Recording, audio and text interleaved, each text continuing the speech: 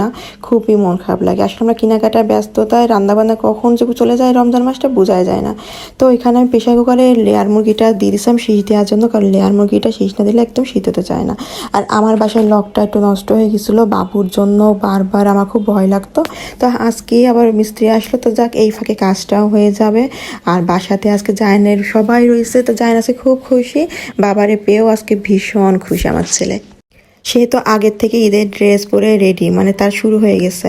তো এখানে আমি হচ্ছে ডাল এগুলো সব করে রাখছি, আর এই রান্নাও বসায় দিলাম আর কি। ইফতারে একটু পরেই বানাই ফেলবো, সব রেডি করে রাখলাম কি। আর এখানে শরবতটাও করে ফেললাম। আসলে আজকে রান্না মানে একটু তাড়াতাড়ি শুরু করে দিয়েছিলাম, যেহেতু বেশি রান্না ছিল।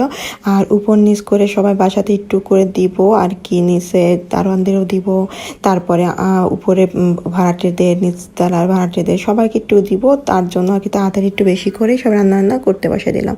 আর এখানে